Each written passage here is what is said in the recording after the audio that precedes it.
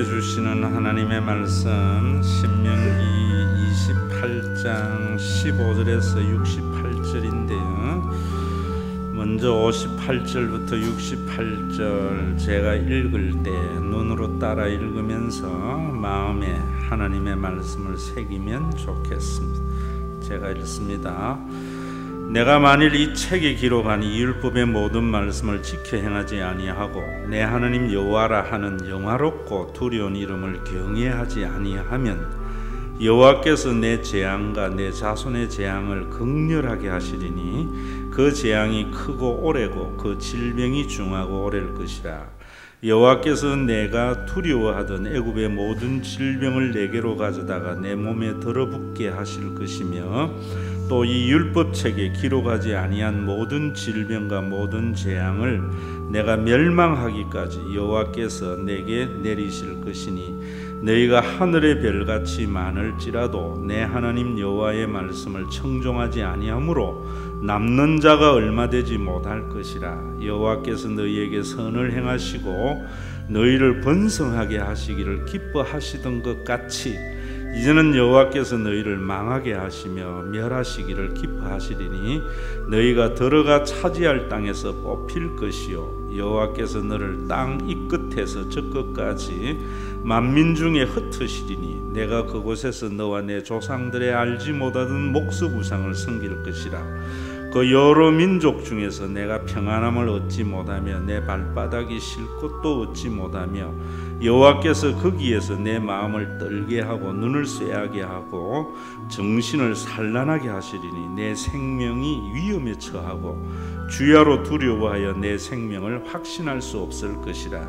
내 마음의 두려움과 눈이 보는 것으로 말미암아 아침에는 이르기를 아하 저녁이 되었으면 좋겠다 할 것이요 저녁에는 이르기를 아하 아침이 되었으면 좋겠다 하리라. 여호와께서 너를 배에 싣고 전에 내게 말씀하여 이르시기를 내가 다시는 그 길을 보지 아니하리라 하시던 그 길로 너를 애굽으로 끌어갈 것이라. 거기서 너희가 너희 몸을 적군에게 남녀종으로 팔려 하나 너희를 살 자가 없으리라. 아멘. 그 앞에 19절부터 15절부터 20절까지 제가 또 읽습니다. 내가 만일 내 하나님 여호와의 말씀을 순종하지 아니하여 내가 오늘 내게 명령하는 그의 모든 명령과 규례를 지켜 행하지 아니하면 이 모든 저주가 내게 임하며 내게 이를 것이니 내가 성읍에서도 저주를 받으며 들에서도 저주를 받을 것이요 또 내 광주리와 떡반죽 그릇인 저주를 받을 것이요 내 몸의 소생과 내 토지의 소산과 내 소와 양의 새끼가 저주를 받을 것이며 내가 들어와도 저주를 받고 나가도 저주를 받으리라. 아멘. 오재만 장로님, 우리나라 사람들이 제일 읽을 줄 모르는 단어가 뭔 줄 아세요? 당기세요, 미세요래요. 무슨 말인가 모르나? 문에 당기세요 써놨는데 꼭 밀려고 하고요. 미세요 해놨는데 당긴대요. 여러분, 우리 예수 믿는 사람들이 제일 못 알아듣는 말이 뭔 줄 아세요? 사랑합니다예요. 우리는 설교에도 사랑하자고 그러고 또 인사도 대부분 교회들이 사랑합니다 하는데 사랑의 모습은 없어요. 정말 여러분, 우리가 이런 부분에 대해서 아셔야 되는 것이 정말 사랑이 뭔지 또 왜 예수를 믿어야 되는지 정확하게 알고 믿는 것이 중요합니다. 오늘 여러분 성경 거기에 이제 15절에 보면은 내가 만일 내 하나님 여호와의 말씀을 순종하지 아니하여 내가 오늘 내게 명령하는 모든 명령과 규례를 지켜 행하지 아니하면 이 모든 저주가 내게 임하며 내게 이를 것이니 라고 말을 합니다.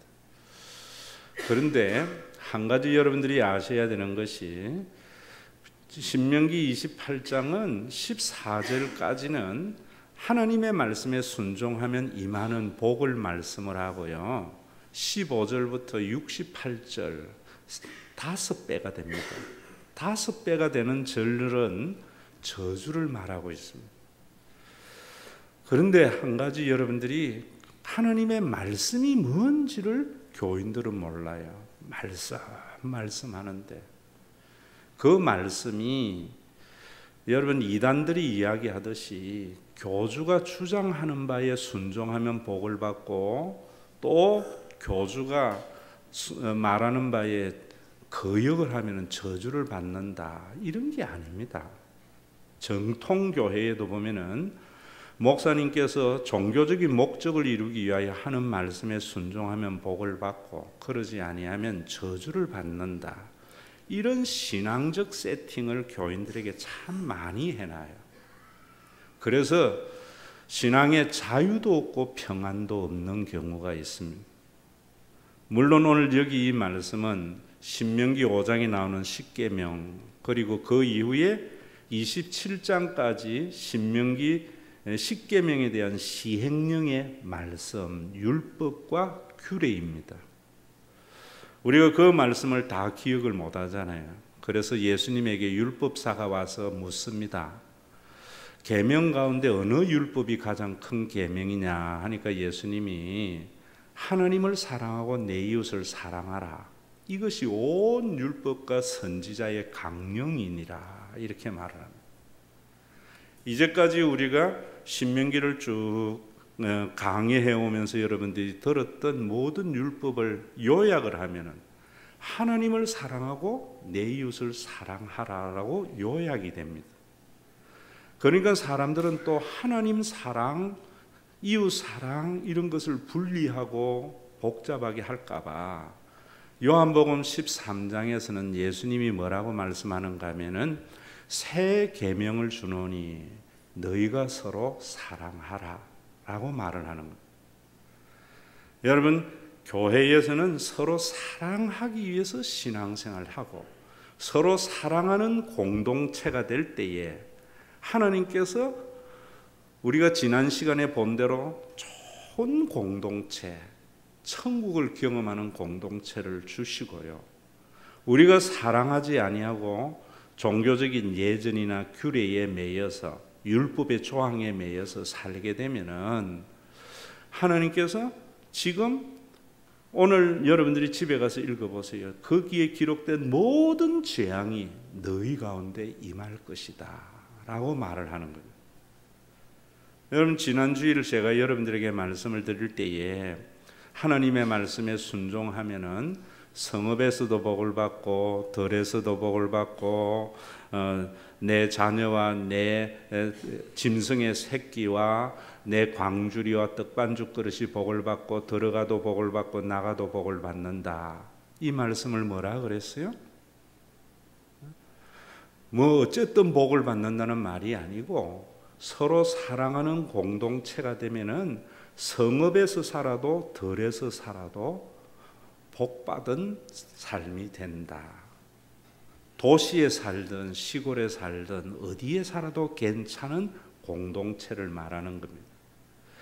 내 자녀와 내 짐승 그리고 내 광주리와 떡반죽 그릇이 복을 받는 것은 어떤 일을 해도 먹고 사는 데에 걱정이 없는 그런 축복이 너희 가운데 있다, 이런 말입니다. 들어가도 복을 받고 나가도 복을 받는다는 말은 돈이 목적이 되지 않는 직업을 가지고 사는 그런 나라가 된다.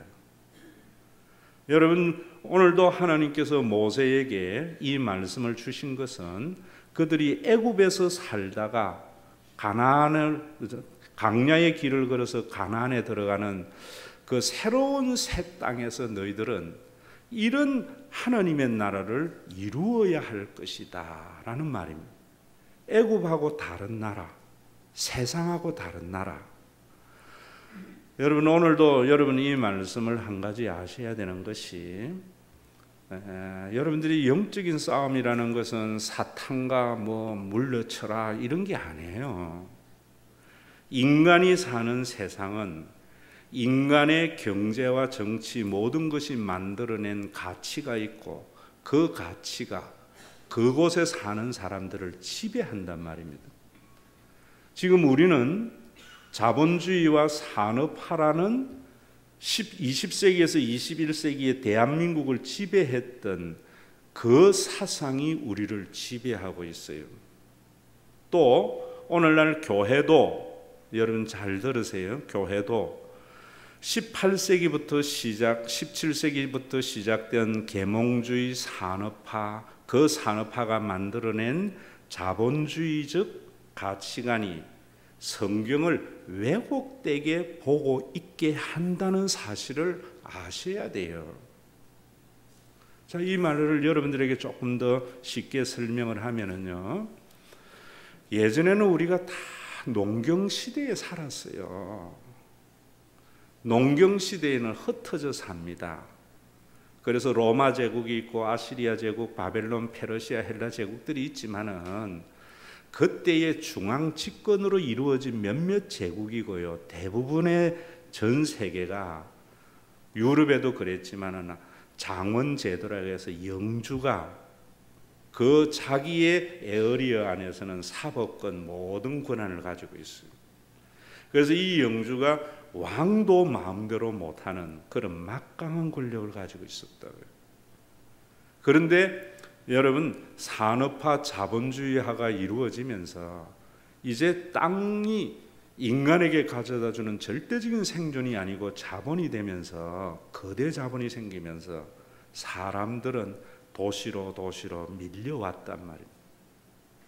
그래서 이 자본주의가 인간을 굉장히 풍요롭게 했는데 세상의 어떤 제도와 이념도 어두운 이면이 있어요.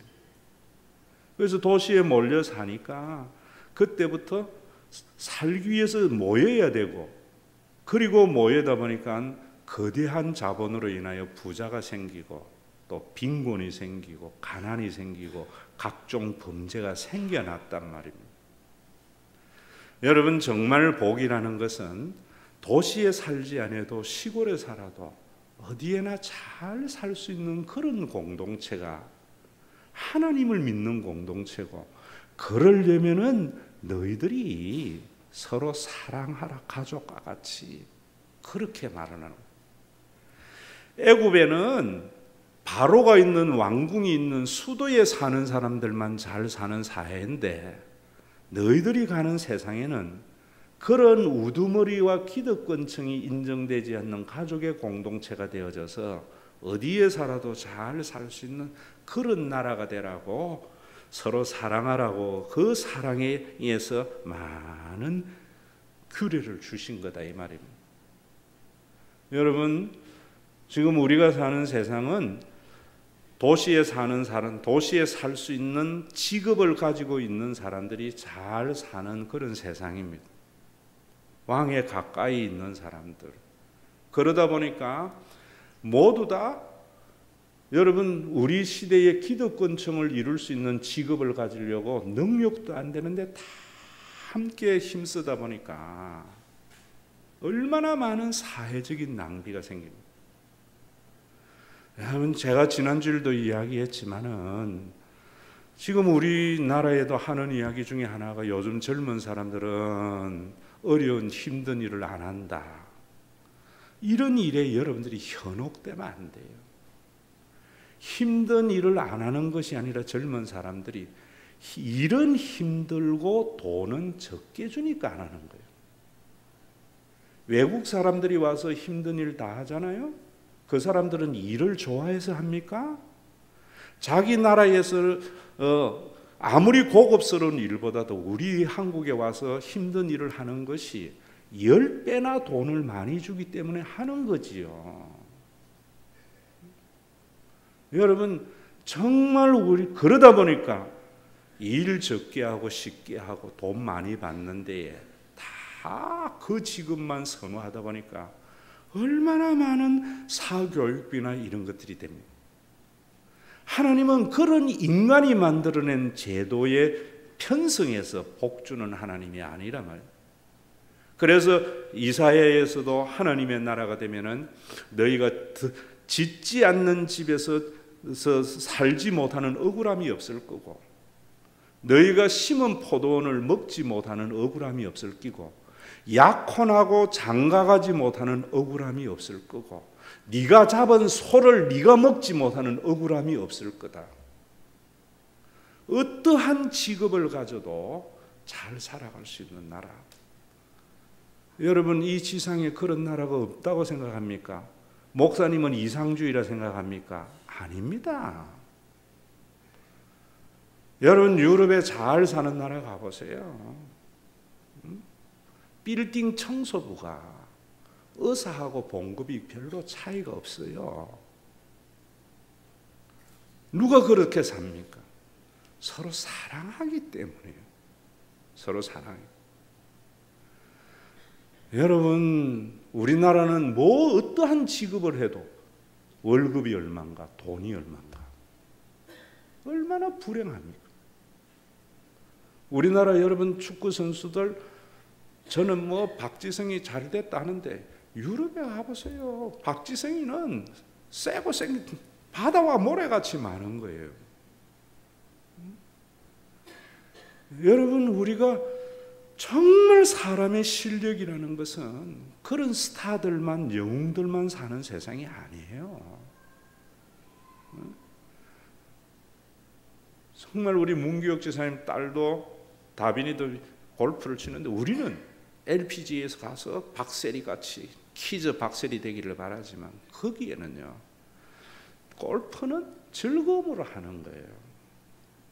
그거 안 해도 얼마든지 먹고 살 수 있는. 어떻게 해야 되는가? 사랑해야 돼요. 여러분, 대통령이 박지만이 아들, 조카, 쌍둥이 그를 사랑하듯이 국민 한 사람 한 사람을 사랑하고요. 우리가 대통령을 그렇게 사랑하고 여당과 야당이 그래 사랑하고 서로 이렇게 사랑하게 되면은 그런 나라가 이루어지는데, 너희들 정말 애굽에 들어가서는, 가나안 땅에 들어가서는 그런 나라가 되어라 라는 것이 신명기의 말씀이고, 오늘 그 규례를 주고 마지막 28장에 와서 축복과 저주를 말하는 거예요. 이걸 가지고 말 잘 들으면 복 받고 못 받으면 벌 받는다고 하니까 이단과 같이 얼마나 신앙에 많은 학대가 일어나고, 예수 믿으면 진리가 너희 안에서 자유케 되고 평강이 임한다고 하는 말씀이 눈 씻고 봐도 찾기 어려운 교회가 되어버리는 거예요. 여러분, 오늘도 이 말씀, 너희가 이 말씀에 순종하지 아니하면은 성읍에서도 들에서도 저주를 받는다. 도시 살아도 시골 살아도 못 살게 된다. 내 광주리와 떡반죽 그릇이 저주를 받는다. 무슨 직업을 해도 힘들다는. 우리나라 보세요. 여러분, 뭐 의사라고 힘 안 든 줄 알아요? 오늘도 아침 먹으면서 이태경 지사님 보니까 불쌍한 것 같아. 내가 그래서 뭔가 아이고 나는 그 하루도 못 있겠더라 그랬어요. 정말 여러분, 이 신명기를 보면서 여러분들의 마음속에 이 말이 알아들어져야 돼요. 사랑하는 것이 얼마나 귀하고 좋은 것임을. 이렇게 사랑하게 되면은 그 다음에 뭐라 그래요?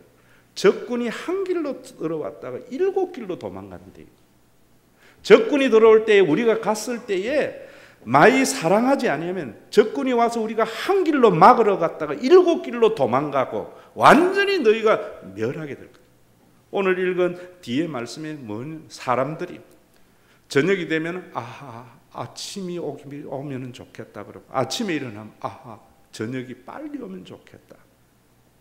사랑하지 않는 공동체가 될 때에 적과 훅꿀이 흐르는 가나안 땅에 들어가서도 그런 저주받은 공동체가 될 거다, 이런 말입니다. 여러분, 국방력이나 교회나 가정의 힘은요, 절대적으로 경제력이나 국방력이 없다고 성경은 말해요. 사랑이라고 그래요. 이 세상은, 여러분들이 세상 하면은 밥 먹고 뭐 이런 일이라서, 세상은 인간이 만들어낸 삶, 그 삶을 합당하기 위해서 인간이 만들어낸 주의, 이점, 가치, 이런 것들이 지배하는 세상이에요. 그런데 그런 세상의 가치가 교회 안에도 복음 안에도 들어온다고. 여러분 지금도 아셔야 되는 것이요, 세상은 땅 따먹기입니다. 농경시대에는 그 땅도 많이 가지고 있는 영주가 힘이 있었어요. 기사도 많이 데리고 방백 세고 농로 많이 가지고. 제국은 땅 따먹기입니다. 그런데 이런 것들이 18세기, 17세기 이후에 산업화가 되면서요, 봉건주의가 무너졌잖아요. 무너지고 뭐가 생겼는가 하면 그 다음에 이제 국가들이 생겨난 거예요.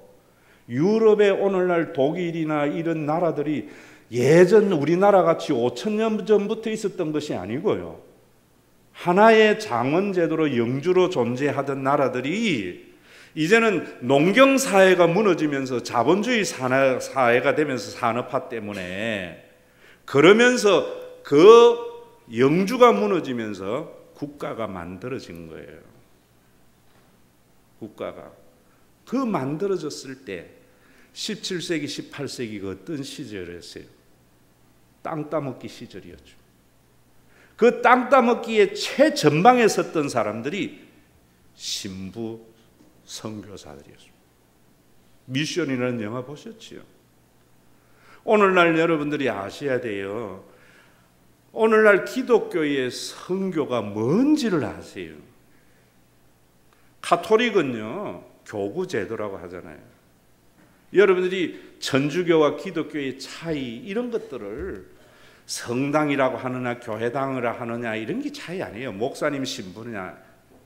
천주교는요, 땅 따먹기예요. 그래서 이 지역의 선교사가 파송이 되고 이 지역에 그러면 교구 신부가 세워지고 그 밑에 지역 신부들이 생기고, 그래서 그 땅을 확장시켜 나가는 것이 천주교의 여러분 선교였어요. 기독교는 기독교의 세력의 확장을 선교라고 생각하는 거예요. 그래서 제국주의적인 그때의 그 사관으로 성경을 전부 각색을 한 거예요. 그래서 땅끝까지 이르러 복음의 정인되라. 그리고 바라 로마서에 보면은 유대인들이 돌아오면 마지막 예수님 온다. 땅끝이 어디냐? 모든 족속으로 제자를 삼아라. 사도행전 봐라. 선교행전, 성령행전이다. 여러분들이 교회의 역사라든지 사도행전 시절에 교회의 모습을 알면은 그런 말 못해요. 바울은 이방인으로 선교를 파송받았는데 기독교의 세력을 이방인에게 확장하라는 게 아니었어요. 여러분, 교회가 지금 커지는 것을 선이라고 하는 것은 자본주의가 만들어낸 거예요. 옛날 초대교회가 1,000명이 모이는 건물이 몇 개나 있었어요. 20-30명씩 모였다고요. 그러다가 콘스탄티누스가 기독교를 공인하면서 100명, 200명, 메가처치가 100명, 200명이었습니다. 그러다가 산업화가 되면서 도시화로 밀려드니까 수천 명, 수만 명 모였다고. 목사님의 능력이 아니에요.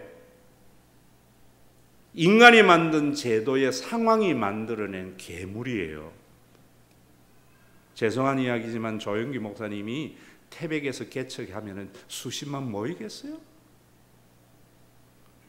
서울에 집중 현상이 생길 때 그 현상으로 인한 편성이었단 말입니다, 여러분. 여러분, 우리가 오늘도 예수님은 기독교가 산업화되기 전에 제국화되기 전까지 가장 중요하게 여기는 말씀이 너희가 서로 사랑하라였다. 그래서 지난주에 말씀드린 대로 이방인들도 땅 따먹기에 최일선에 섰던 황제도 기독교를 볼 때에 고문서 제가 읽어드렸잖아요.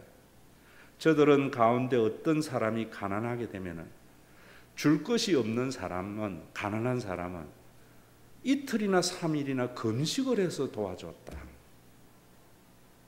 알렉산드리아에 흑사병이 돌아서 모두 다 죽어져 나갈 때 이방인들은 자기의 가장 소중한 사람도 병이 들면 길거리 버렸고 시체를 버렸다.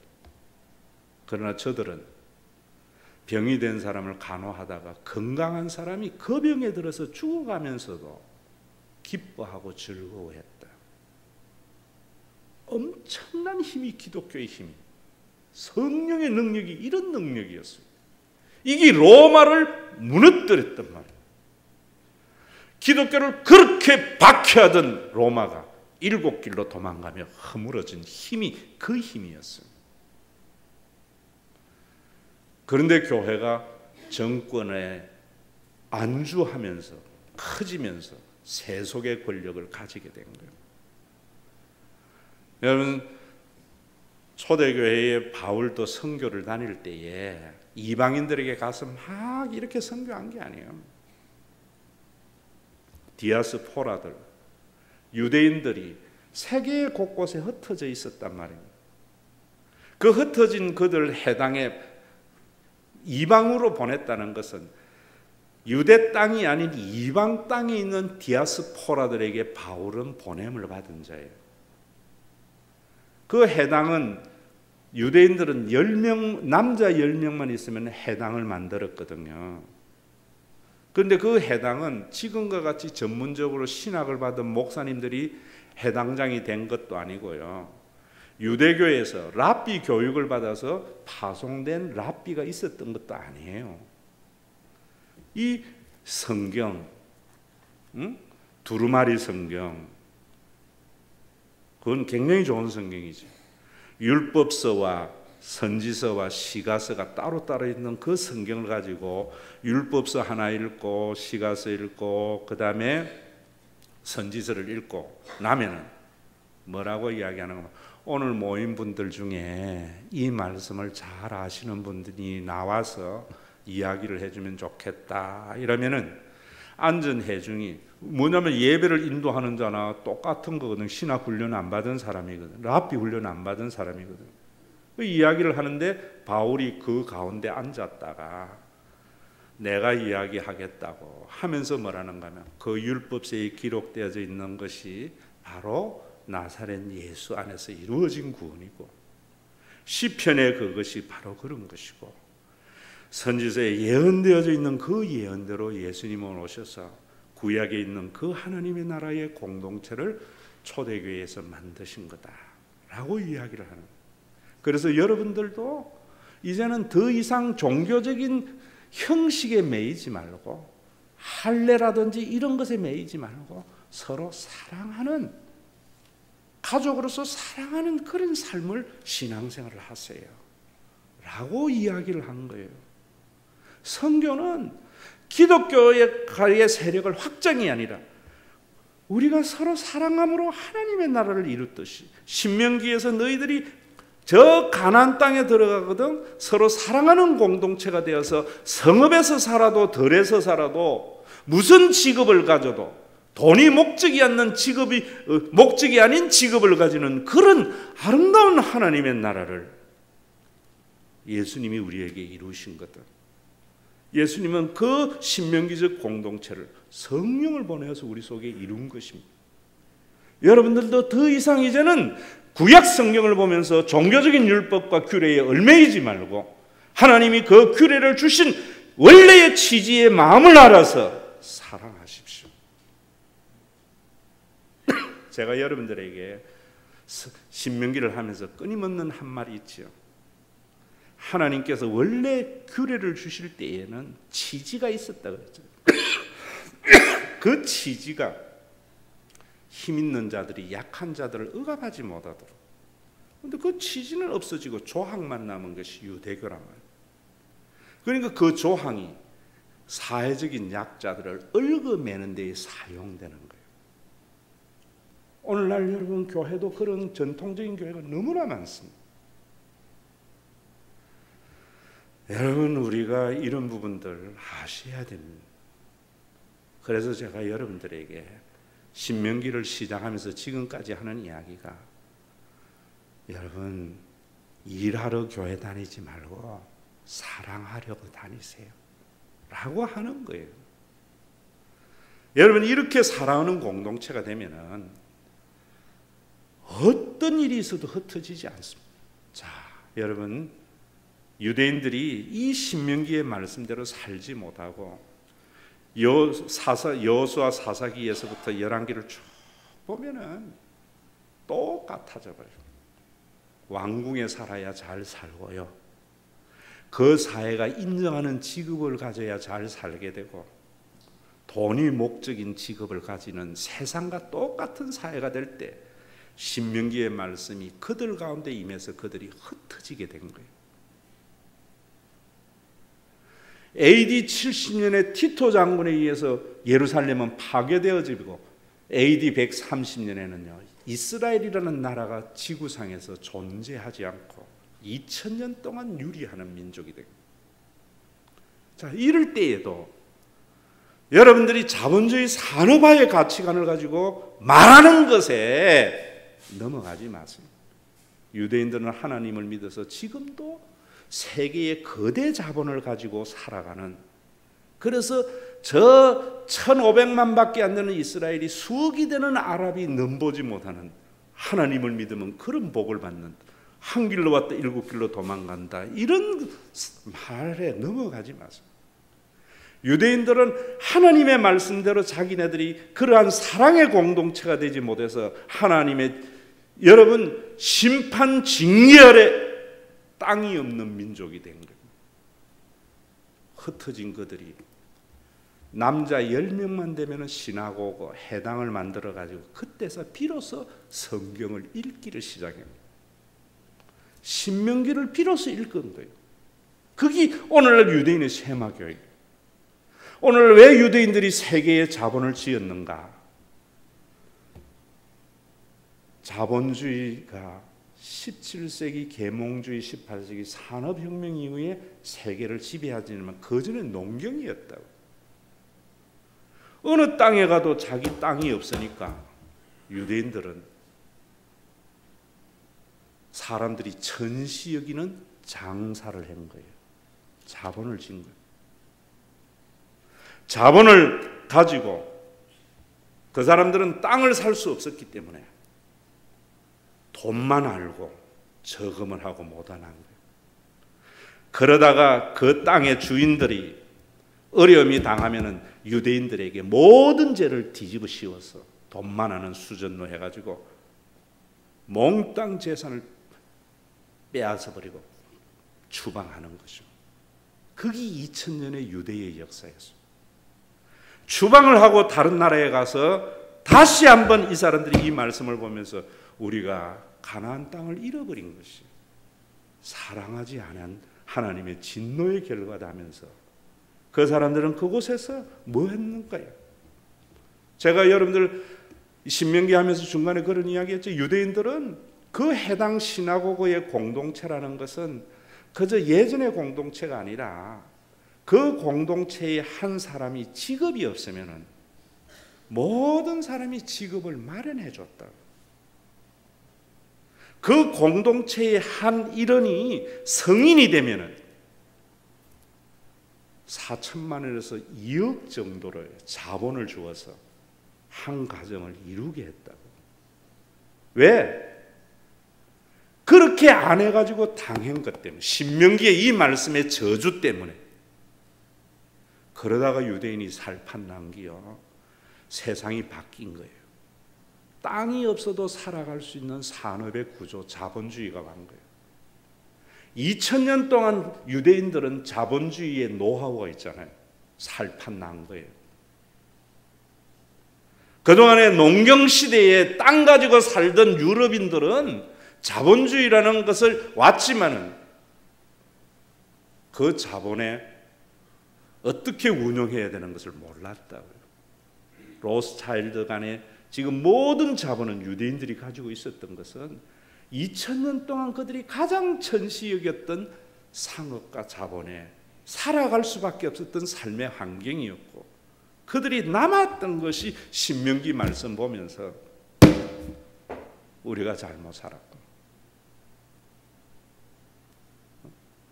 돈만 알았고 우리가 같은 형제인데 왕 주변의 성읍에 살면 잘 살고 시골에 사는 사람은 굶어 죽는 일들을 행했구나. 그 사회가 요구하는 직업을 가지고 있어야만이 잘 살고 인정받지 못하는 사람은 굶어 죽게 했구나. 모든 직업을 돈이 되느냐 안 되느냐를 가지고 살아봤구나. 우리가 하나님의 구원받은 언약의 백성이라고 하면서 그 회개가 그들 속에 있었던 거예요. 그래서 땅이 없어도 그들은 사라지지 않는 민족이 된 거예요. 오늘날 유대교와 기독교는 뭔가? 그들은 자기네들끼리만 하는 집단이긴데 예수님은 뭐합니까? 교회는 그런 유대인들과 같은 공동체를 이루면서 이방인들을 사랑하는 것이 선교고 기독교와 유대교의 차이예요. 오늘도 우리 한국의 교회는 이런 이야기 합니다. 건물이 교회가 아니고 교인들의 모임이 교회입니다.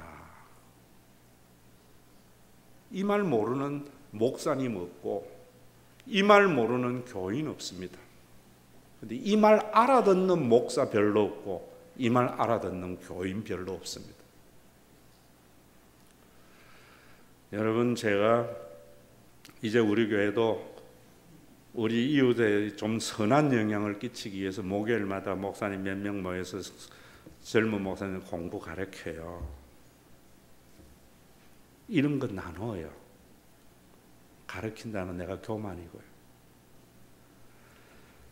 목사님들이 뭐라는가 하면, 목사님 요즘 지하실에 있기 때문에 교인들이 안 합니다. 임대기 때문에 교인들이 안 합니다. 그 사람은 지금 뭘 보고 있는 거예요?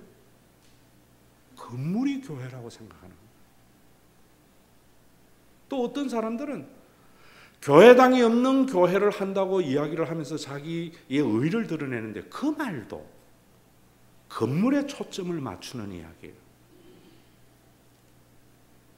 건물이 교회가 아니고 교인들의 모임이 교회라는 것은 교인들의 모임이 어떤 모임이 될 건가에 고민이 있어야 돼요.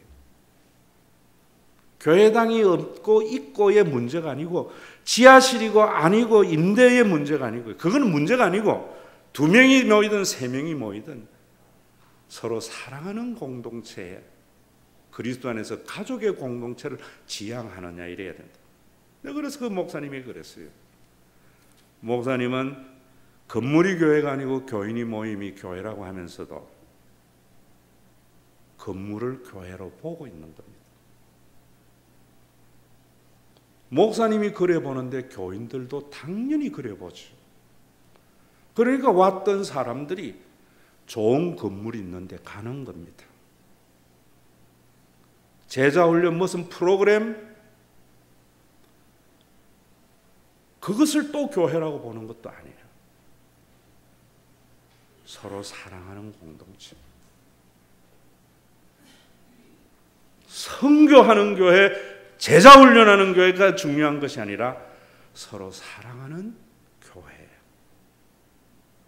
이런 교회 되면 무너지지 않습니다. 우리 한국 교회가 건물이 교회가 아니고 교회가 건물이라고 하면서 지금 얼마나 많은 교회들이요 경매와 넘어갈 때에 교회가 흩어져 버려요. 왜? 건물이 교회라고 봤기 때문에. 여러분들에게 하나 물어볼게요.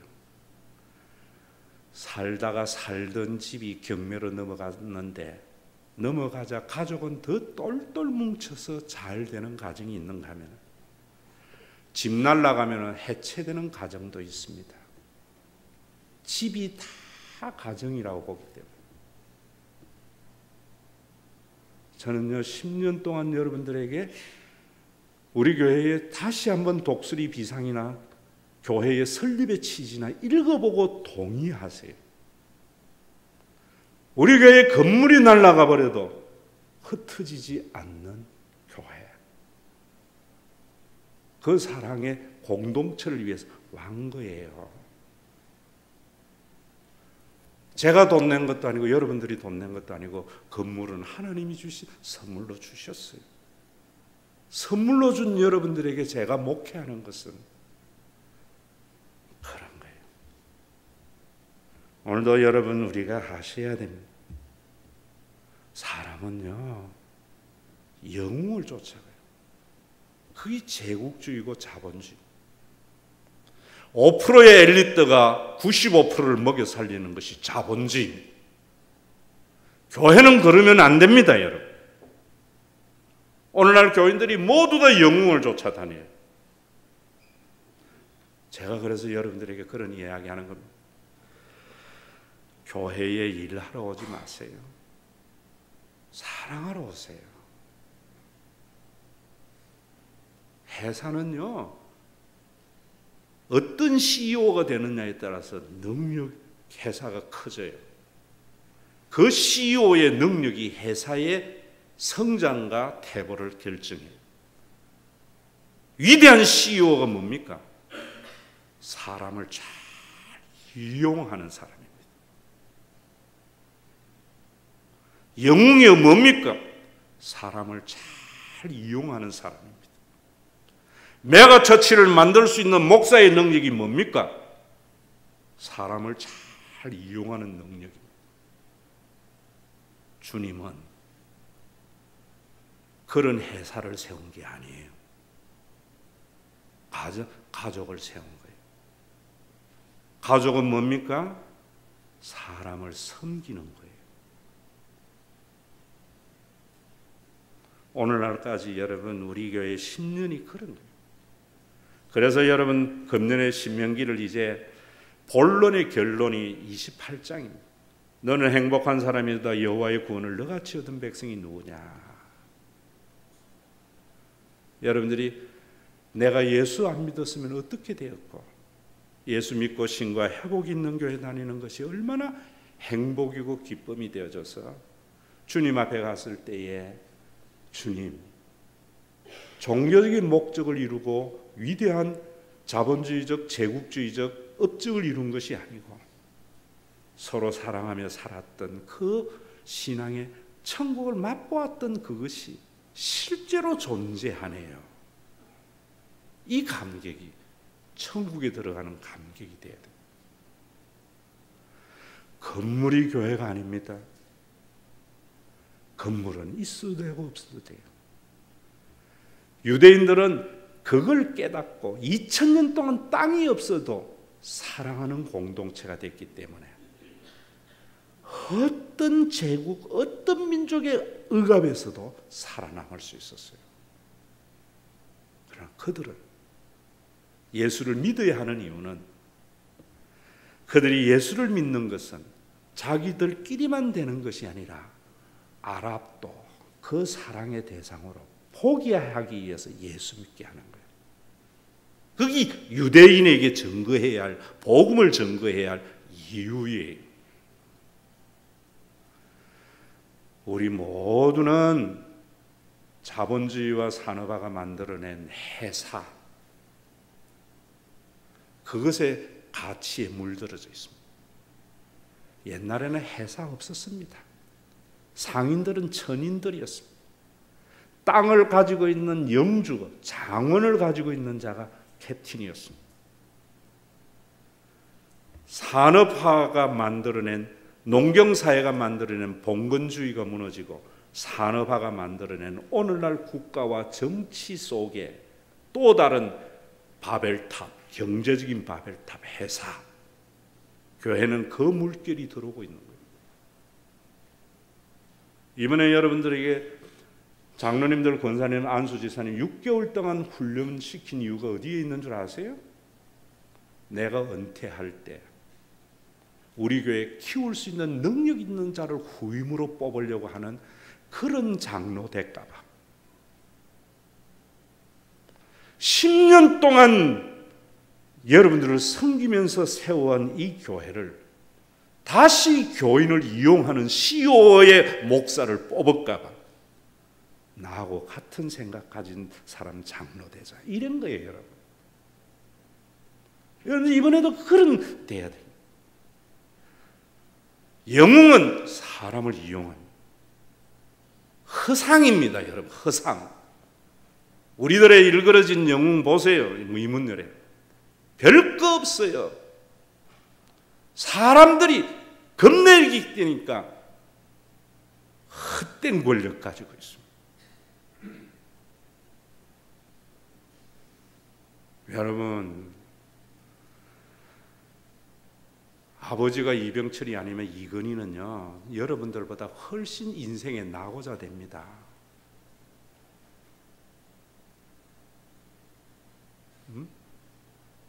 한국의 제일 큰 교회 조영기 목사, 산업화로 도시화로 밀려드는 그 시대, 강북의 사람들이 모이는 그 시대에 없었다면, 삼척에서 개척했다면, 태백에서 개척했다면 기껏해야 몇백 명입니다. 그런데 사람들은 왜 환경이 만들어내는 영웅을 추앙합니다.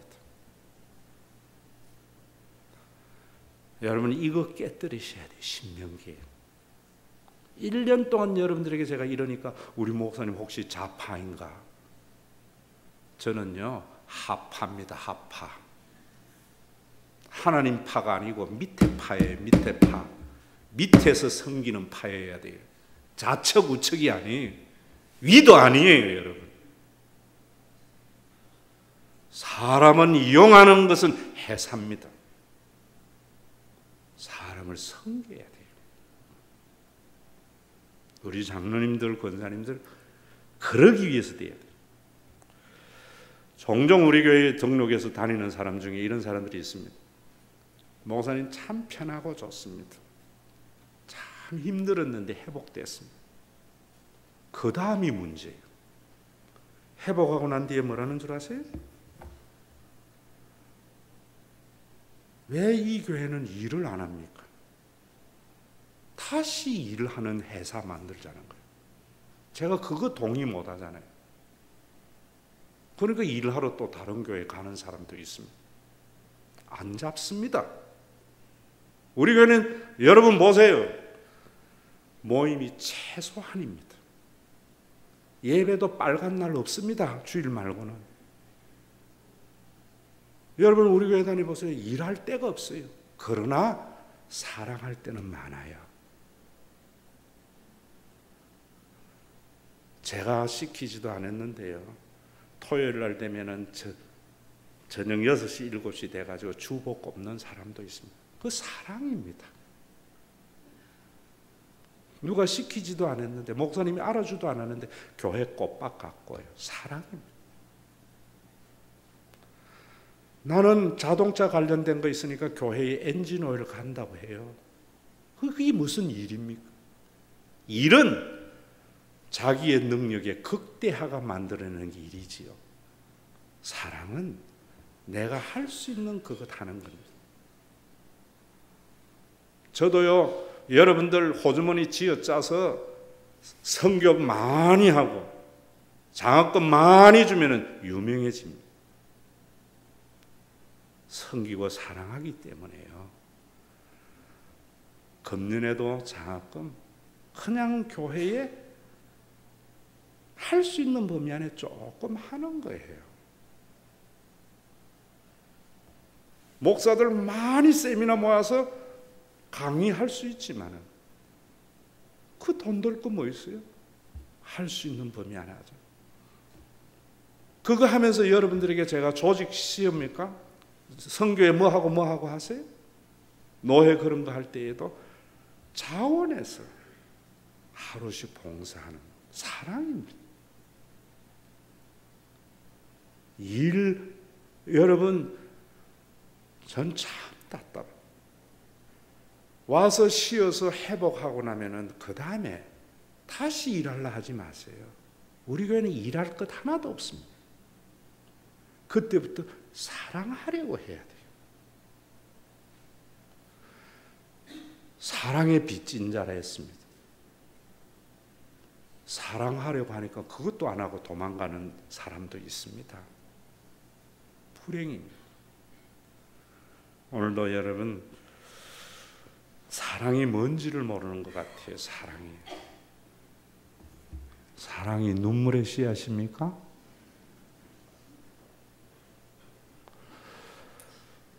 이번에 목요일마다 여러분 목사님들 공부하는데 한 목사님이 굉장히 세미나 쫓아서 열심히, 우리 노예에서는 제일 열심히 하는 좀 젊은 목사예요. 저하고 4시간 공부 4주쯤 하고 난 뒤에 하시는 말씀이, 목사님 몇 년 전에 주었던 신과 회복 있는 잔치 교환이 눈에 떠서 보이니까 읽어보니까 자기가 10몇 년 동안 쫓아다니면서 갈급했던 게 거기 다 있대요. 작은 것에. 내가 이름이 없다고 처바가 난 거예요.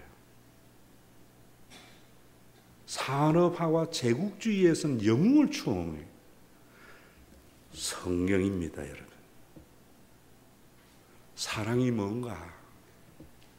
사랑 왜 못하는가? 사랑이 뭔지 몰라요.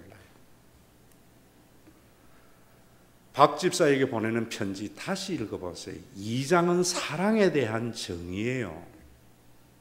다 하지 아니하고 내가 한두 개만 이야기할게요. 시간이 갔지만 사랑은 무례히 행하지 않는 거래요. 예의를 지키는 것이 사랑이라면 유독 유교가 됩니다. 무례히 행치 아니하고의 원어의 뜻은 다른 사람의 영역에 침범하지 아니하고, 아내는 남편의 영역에 침범하지 않고 남편은 아내의 영역에 침범 안 해주는 것이 사랑이에요.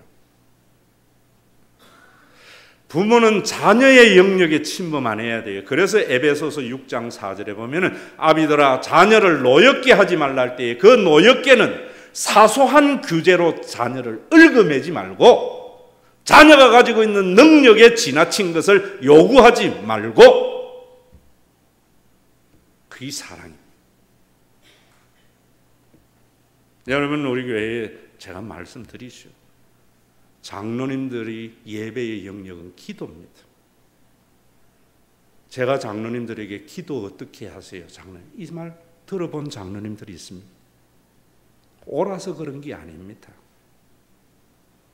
그 영역은, 그 판단은 하나님만이 하시기 때문에.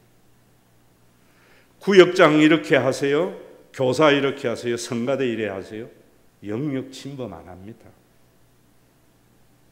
제가 여러분 성가대에 하는 이야기는 그 이야기밖에 없습니다. 잘하려고 하지 마세요. 자본주의 회사의 일같이 하지 마세요. 능력 안에서 기쁨으로 하세요.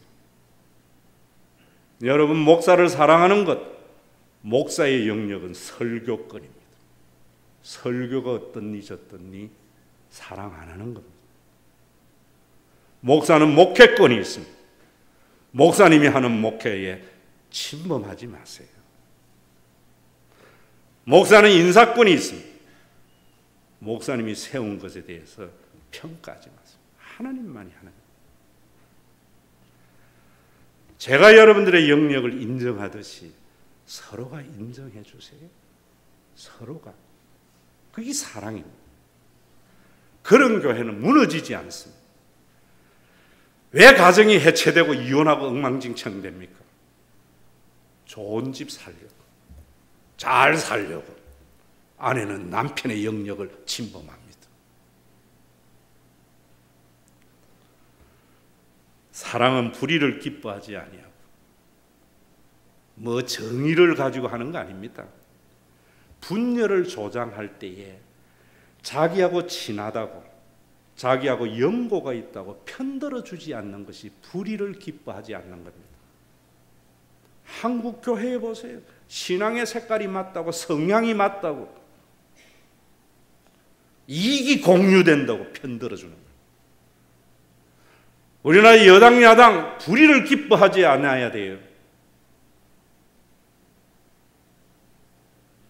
여러분 우리가 얼마나 지금 그런 부분이 많아요. 사랑은 모든 것을 믿으며 사람이 사는 것은요 실망하기 위해서 사는 거예요. 모르는 사람 실망도 안 해요. 모르는 사람과 싸우도 안 해요. 모르는 사람과 원수하는데요, 죄인들끼리 사는 것은 상처를 주고받는 거예요. 믿음의 은혜가 뭡니까? 그렇게 실망스러운 일이 있고 힘든 일이 있더라도 근본적인 신뢰의 관계는 깨뜨리지 않는 것.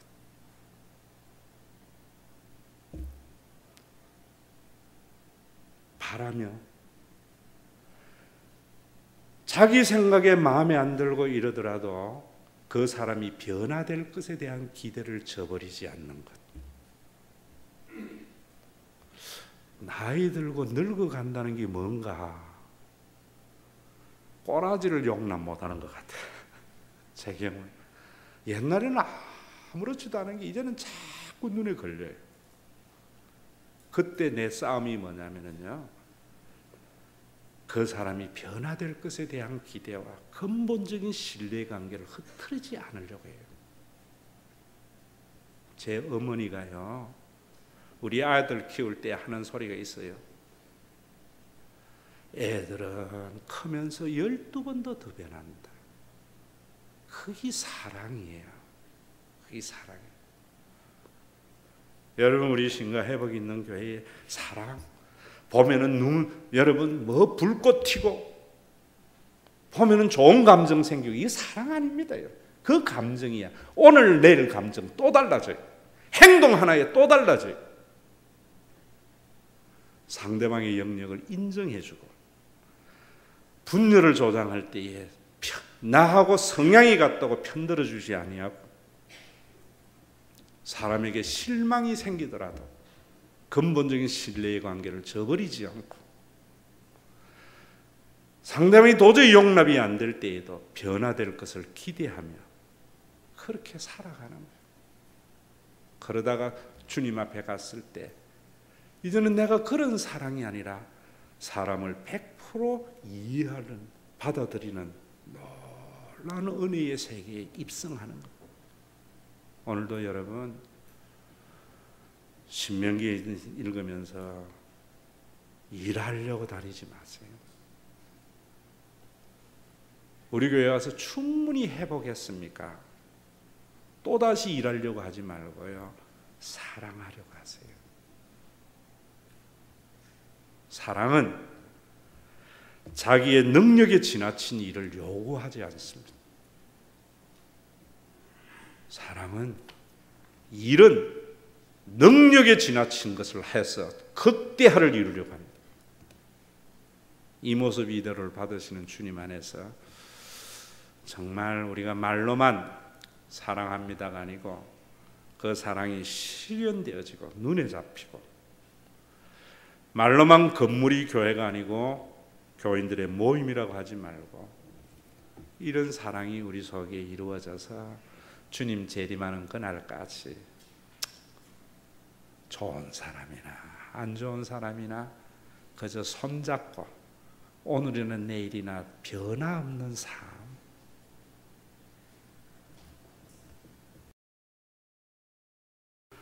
종교적인 바벨탑을 쌓는 유대교, 거대한 자본으로 거대한 사회를 이루려고 하는 세상에는 부자의 돈을 좋아하지만 영원한 가족의 공동체, 사랑하는 공동체가 어떠한 외압에도 흔들리지 않고 땅이 없어도 사라지지 않는 민족이 되고 건물이 없어도 흩어지지 않는 가정과 교회가 되는 그런 그리스도의 복음이 실현된 곳에는 과거의 두 렙돈을 귀하게 여깁니다. 오늘도 우리 성도들 능력에 지나친 헌금한 것이 아니라 자신의 능력에 맞는 헌금을 주님 앞에 자원하고 기쁜 마음으로 드렸습니다. 우리 교회 공동체가 든든히 세워져서 유대교보다 못한 그런 종교로서의 집단이 아니라 유대교를 부끄럽게 하는, 유대인들의 해당이 우리를 부러워하는 그런 신과 회복이 있는 교회 만들어 나가는 데 귀하게 사용되게 하여 주시옵소서. 우리가 사람을 잘 이용해서 공동체의 번영을 이루는 헛된 우상을 좇지 말고 일그러진 우상을 추종하지 말고 사람을 섬기는 주님 닮은 자 우리 모두가 되게 하시고, 이번에 세워지는 선교회 우리 직분자들 큰일 하려고 하지 말고 내 능력 안에 교인을 섬기며 사랑해서 지금도 거대한 자본주의적 가치관이 만들어낸 제도와 문화가 음습해 오는데 감히 넘보지 못하고 그것을 무너뜨릴 수 있는 힘 있는 교회의 하늘의 미랄이 되게 하여 주시옵소서. 예수님의 이름으로 기도드리옵나이다. 아멘. 아무런 가치가 없는 자를 아무런 대가를 바라지 않고 자신의 모든 것을 내어주심으로 자본주의적 사회가 만들어낸 사랑을 부끄럽게 한 우리 주 예수 그리스도의 무한하신 은혜와 좋은 감정이 아니라 죄인을 하루를 천년같이 천년을 같이 하루같이 오래 참으시는 진정한 사랑을 계시해 주신 하나님 아버지의 사랑하심과 서로 일하고 서로 많은 것을 가지고 군림하려고 하는 세상 속에 서로 사랑하게 만드는 실망스러운 일이 있더라도 근본의 신뢰의 관계가 흐트러지지 않고 아무리 내 마음에 안 들더라도 변화될 것에 기대를 저버리지 않고 편가름이 있는 세상 속에 나하고 친하다고 성향이 맞다고 편들지 아니하고 정말 영원한 하나님의 사랑 가야 할 천국을 맛보도록 우리 모두를 영원한 가족 공동체로 만드신 성령님의 감동하심이 오늘도 자본주의와 산업화가 만들어낸 인간의 왜곡된 가치관과 문화에 맞서서 종의 문화, 하나님의 나라를 이루기 위하여